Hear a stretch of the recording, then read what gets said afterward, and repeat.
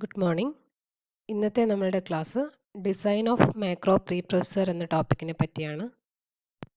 നമുക്ക് ക്ലാസ്സിലേക്ക് പോവാം. മാക്രോ പ്രീ പ്രൊസസ്സർ എന്ന് പറയുന്നത് ഒരു പ്രീ പ്രൊസസ്സറാണ്. അതെന്താ ചെയ്യുന്നതെന്ന് വെച്ച് കഴിഞ്ഞാൽ നമ്മൾ കൊടുക്കുന്ന ഇൻപുട്ട് പ്രോഗ്രാം, അതായത് നമ്മൾ കൊടുക്കുന്ന അസംബ്ലി ലാംഗ്വേജ് പ്രോഗ്രാം, അതിൽ മാക്രോ കോളോ അല്ലെങ്കിൽ മാക്രോ ഡെഫിനിഷനോ ഉണ്ടെങ്കിൽ ഈ പ്രീ പ്രൊസസ്സർ അതിനെ പ്രോസസ്സ് ചെയ്തതിന് ശേഷം without any macro definition or macro call ഉള്ളൊരു അസംബ്ലി ലാംഗ്വേജ് പ്രോഗ്രാമായിട്ട് കൺവേർട്ട് ചെയ്യും. അതാണ് മാക്രോ പ്രീ പ്രൊസസ്സർ ചെയ്യുന്ന കാര്യം എന്ന് പറയുന്നത്. അപ്പോൾ നമ്മൾ കൊടുക്കുന്ന ഇൻപുട്ട് എന്ന് പറയുന്നത് program with macro definitions and calls ആയിരിക്കും. മാക്രോ പ്രീ പ്രൊസസ്സറിന് കൊടുക്കുന്നു. ദെൻ മാക്രോ പ്രീ പ്രൊസസ്സർ എന്ത് ചെയ്യുന്നു വെച്ച് കഴിഞ്ഞാൽ ആ പ്രോഗ്രാമിനെ വിത്തൗട്ട് മാക്രോസ് അല്ലെങ്കിൽ മാക്രോ ഡെഫിനിഷൻസ് ഉള്ള പ്രോഗ്രാം ആക്കിയിട്ട് കൺവേർട്ട് ചെയ്യുന്നു. ദെൻ അതിനെ അസംബ്ലറിലേക്ക് കൊടുക്കുന്നു. അസംബ്ലർ അതിനെ കറസ്പോണ്ടിങ് മെഷീൻ കോഡിലേക്ക് ട്രാൻസ്ഫർ ചെയ്യും. ടാർഗറ്റ് പ്രോഗ്രാം ജനറേറ്റ് ചെയ്യും. അപ്പോൾ മാക്രോസിനെ പ്രോഗ്രാമിൻ്റെ അകത്ത് നിന്ന് അവോയ്ഡ് ചെയ്യിക്കാൻ വേണ്ടിയിട്ടുള്ള ഒരു പ്രീ പ്രൊസസ്സറാണ് മാക്രോ പ്രീ പ്രൊസസ്സർ എന്ന് പറയുന്നത്. Design overview. അപ്പോൾ മാക്രോ പ്രീ പ്രൊസസ്സറിൻ്റെ ഡിസൈൻ ഓവർവ്യൂ ആണ്. We begin the design by listing all tasks involved in macro expansion. Identify macro calls in the program. Determine the value of formal parameters. Maintain the value of expansion time variables declared in a macro. Organize expansion time control flow. Determine the values of sequencing symbols. Perform expansion of a model statement. അപ്പോൾ normally നമ്മൾ macro ചെയ്യുന്ന സമയത്ത് ചെയ്യുന്ന കാര്യങ്ങളായത്.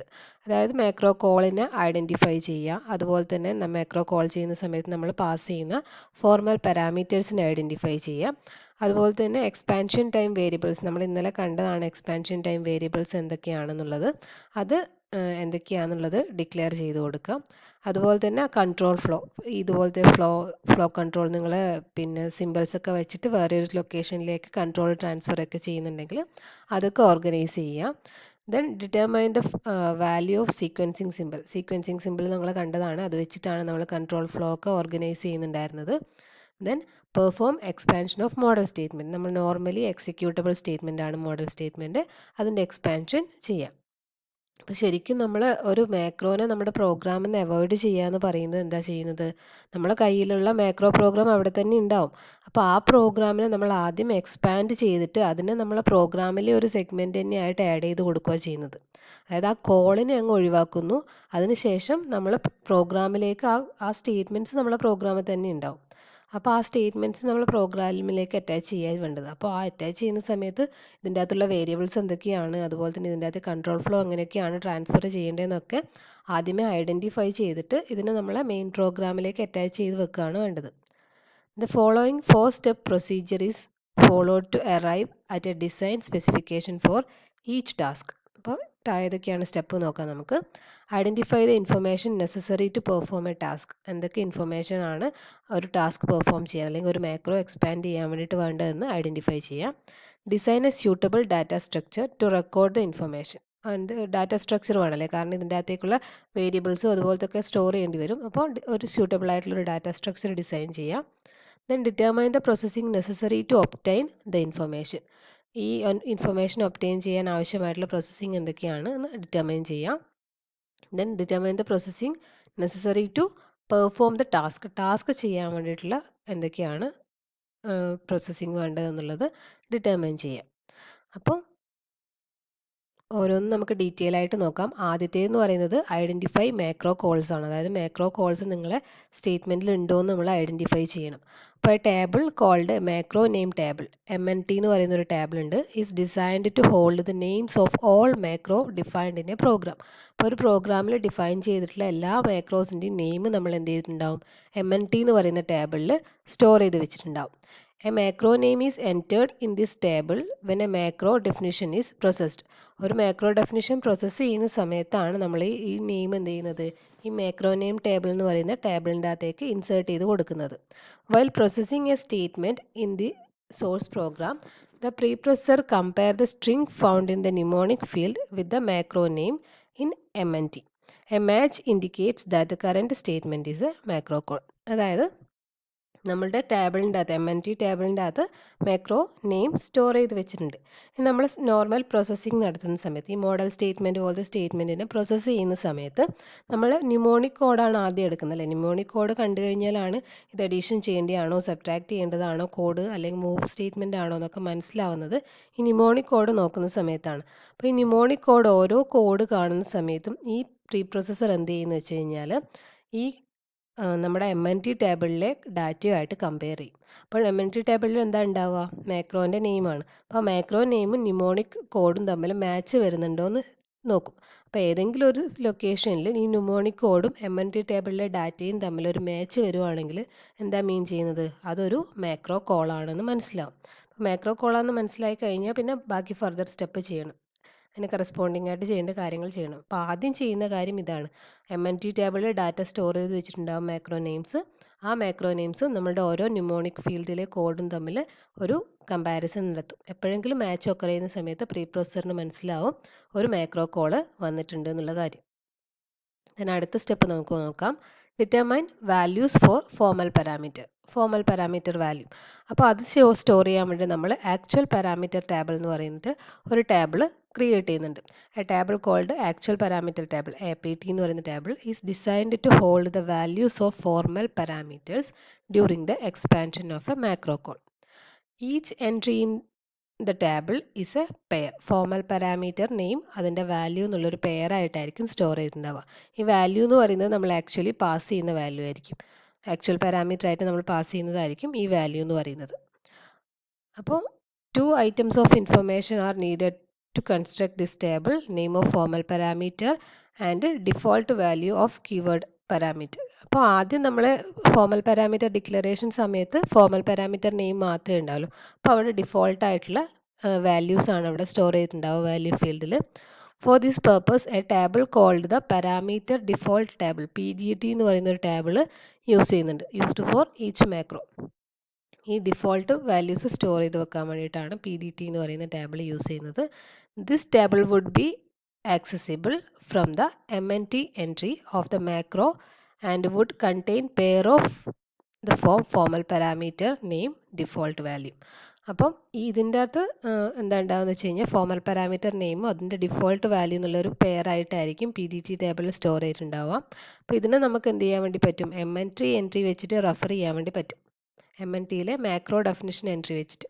അപ്പോൾ suppose ഒരു macro call വരുന്ന സമയത്ത് നമുക്കിപ്പോൾ ഒരു 2-3 പാരാമീറ്ററാണ് മാക്രോ കോളിൻ്റെ അകത്ത് ഫോർമൽ പാരാമീറ്റർ ആയിട്ടുള്ളതെന്ന് വിചാരിക്കാം. ആൻഡ് മാക്രോ കോള് വരുന്ന സമയത്ത് നമ്മൾ ഒരു പാരാമീറ്റർ അല്ലെങ്കിൽ 3 പാരാമീറ്റർ ഡിക്ലെയർ ചെയ്തതിൻ്റെ അകത്ത് 2 പാരാമീറ്റർ മാത്രമേ നമ്മൾ പാസ് ചെയ്യുന്നുള്ളൂ, വാല്യൂ പാസ് ചെയ്യുന്നുള്ളൂ എങ്കിൽ എന്ത് ചെയ്യും, ഈ PDT ടേബിളിൽ അതായത് ഡിഫോൾട്ട് വാല്യൂ സ്റ്റോർ ചെയ്തിരിക്കുന്ന ടേബിളിൻ്റെ അകത്ത് ആ ഏതിനാണോ നമ്മൾ ആക്ച്വൽ പാരാമീറ്റർ പാസ് ചെയ്യാത്തത് അതിന് കറസ്പോണ്ടിങ് ആയിട്ട് ഒരു ഡിഫോൾട്ട് വാല്യൂ എടുത്തിട്ട് സ്റ്റോർ ചെയ്ത് കൊടുക്കും. അതിന് വേണ്ടിയിട്ടാണ് ശരിക്കും ഈ PDT ടേബിൾ എന്ന് പറയുന്ന ടേബിൾ യൂസ് ചെയ്യുന്നത്. Default value copied from PDT to APT. നമ്മുടെ ആക്ച്വൽ പാരാമീറ്റർ ടേബിളിലേക്ക് ഈ ഡിഫോൾട്ട് വാല്യൂ ഏതാണെന്ന് വെച്ച് കഴിഞ്ഞാൽ അത് copy ചെയ്തിട്ടിടും.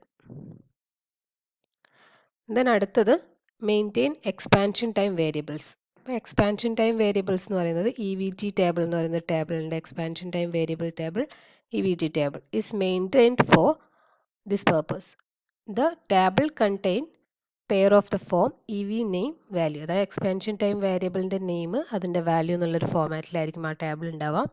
The value field of a pair accessed when a preprocessor statement or a model statement under expansion refers to ഈ expansion time variable. എപ്പോഴെങ്കിലും ഒരു എക്സ്പാൻഷൻ ടൈം വേരിയബിൾ റെഫർ ചെയ്യുന്ന സമയത്താണ് നമ്മൾ ഈ ടേബിളിൽ പോയിട്ട് ഈ വേരിയബിളും അതിൻ്റെ കറസ്പോണ്ടിങ് നെയിമും എടുത്തുകൊണ്ട് വരുന്നത്. അപ്പോൾ അങ്ങനെ റെഫറൻസ് ഒന്നും വരുന്നില്ല എങ്കിൽ നമുക്കിത് യൂസ് ചെയ്യേണ്ട ആവശ്യം വരുന്നുണ്ടാവില്ല. then അടുത്തതെന്ന് പറയുന്നത് organise expansion time control flow. അപ്പോൾ ഇത് നമ്മൾ ഇന്നലത്തെ ക്ലാസ്സിൽ പറഞ്ഞതാണ്. എക്സ്പാൻഷൻ ടൈം കൺട്രോൾ ഫ്ലോ എന്ന് പറയുന്നത് നമുക്ക് എവിടെയെങ്കിലും ഉള്ള സ്ഥലത്ത് നിന്ന് വേറൊരു ലൊക്കേഷനിലേക്ക് കൺട്രോൾ ട്രാൻസ്ഫർ ചെയ്യേണ്ട സമയത്താണ് ഈ കൺട്രോൾ ഫ്ലോ എടുക്കേണ്ടത്. അപ്പോൾ the body of a macro that is the set of preprocess statement and model statement in it is stored in a table called macro definition table, MDT table നമ്മൾ കണ്ടതാണ്. For use during macro expansion. The flow of control during macro expansion determines when a model statement is to be visited for expansion. അപ്പോൾ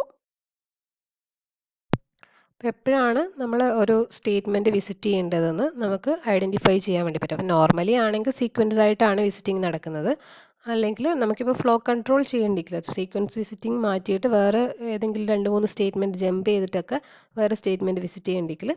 അതൊക്കെ നമുക്ക് find ചെയ്യാൻ വേണ്ടി പറ്റും. എങ്ങനെയാണ് control flow പോകേണ്ടതെന്ന് find ചെയ്യാൻ വേണ്ടി പറ്റും. അപ്പോൾ ഇതിൻ്റെ അകത്ത് നമ്മൾ MEC എന്ന് പറയുന്ന ഒരു കൗണ്ടർ ഇനീഷ്യലൈസ് ചെയ്യുന്നുണ്ട്. അപ്പോൾ MEC നമ്മൾ ലൊക്കേഷൻ കൗണ്ടർ പോലെ ഒരു കൗണ്ടർ. അപ്പോൾ ആ കൗണ്ടർ വെച്ചിട്ടാണ് നമ്മൾ MDT ടേബിളിലെ എൻട്രീനെ പോയിന്റ് ചെയ്യുന്നത്. അപ്പോൾ MEC ഫസ്റ്റ് പോയിന്റ് ചെയ്യുന്നത് MDT ടേബിളിലെ ഫസ്റ്റ് എൻട്രീനെ ആയിരിക്കും. അപ്പോൾ സ്റ്റാർട്ടിങ് എൻട്രി ഏതാണെന്ന് വെച്ച് കഴിഞ്ഞാൽ അതിനെയായിരിക്കും പോയിന്റ് ചെയ്യുന്നത്. ഇനിയിപ്പോൾ നമുക്കൊരു ജമ്പ് അല്ലെങ്കിൽ ഒരു കൺട്രോൾ ട്രാൻസ്ഫർ ചെയ്യേണ്ട സമയത്ത് എന്ത് ചെയ്യേണ്ടി വരും? ഈ MECനെ കറസ്പോണ്ടിങ് ആയിട്ട് അപ്ഡേറ്റ് ചെയ്യേണ്ടി വരും. ഏത് ലൊക്കേഷനിലേക്കാണ് കൺട്രോൾ ട്രാൻസ്ഫർ ചെയ്യേണ്ടതെന്ന് വെച്ച് കഴിഞ്ഞാൽ ആ ലൊക്കേഷനിലേക്ക് അപ്ഡേറ്റ് ചെയ്ത് കൊടുക്കേണ്ടി വരും. അങ്ങനെയാണ് കൺട്രോൾ ഫ്ലോ ഒക്കർ ചെയ്യുന്നത്. ദെൻ അടുത്തതെന്ന് പറയുന്നത് determine values of sequencing symbols. അപ്പോൾ നമ്മൾ നേരത്തെ സീക്വൻസിങ് സിമ്പിൾ ഡെഫിനേഷനൊക്കെ ലാസ്റ്റ് ക്ലാസ്സിൽ ഡിസ്കസ് ചെയ്തതാണ്. അതിൻ്റെ വാല്യൂ എങ്ങനെയാണ് ഡിറ്റർമൈൻ ചെയ്യുന്നത്?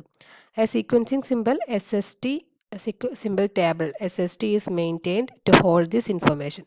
അപ്പോൾ സീക്വൻസിങ് സിമ്പിൾസിന് സ്റ്റോർ ചെയ്യാൻ വേണ്ടിയിട്ട് ഒരു SST ടേബിൾ യൂസ് ചെയ്യുന്നുണ്ട്. ടേബിളിൻ്റെ ഫോമാറ്റ് എന്ന് പറയുന്നത് സീക്വൻസിങ് സിമ്പിളിൻ്റെ നെയിം MDT എൻട്രി അങ്ങനെയായിരിക്കും ഉണ്ടാവുക. അതായത് സീക്വൻസിങ് സിമ്പിൾ എന്ന് പറയുന്നത് ശരിക്കും നമ്മളൊരു കൺട്രോൾ ട്രാൻസ്ഫർ ചെയ്യാൻ വേണ്ടിയിട്ട് യൂസ് ചെയ്തുകൊണ്ടിരുന്നതാണ്.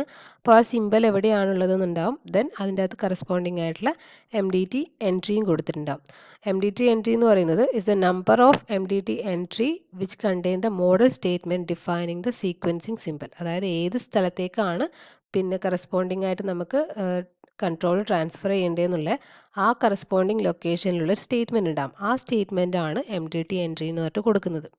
നമ്മൾ സീക്വൻസിങ് സിമ്പിൾ കൊടുത്തിട്ട് ലൊക്കേഷൻ ചേഞ്ച് ചെയ്ത് കൊടുക്കുന്നില്ലേ, അപ്പോൾ ആ ഒരു സ്ഥലത്തേക്ക് ഒരു സ്റ്റേറ്റ്മെൻറ്റ് ഉണ്ടാവുമല്ലോ, ആ സ്റ്റേറ്റ്മെൻ്റ് ആണ് കറസ്പോണ്ടിങ് ആയിട്ടുള്ള ഈ സീക്വൻസിങ് സിമ്പിൾ പോയിന്റ് ചെയ്യുന്ന ആ സ്റ്റേറ്റ്മെൻറ്റ്.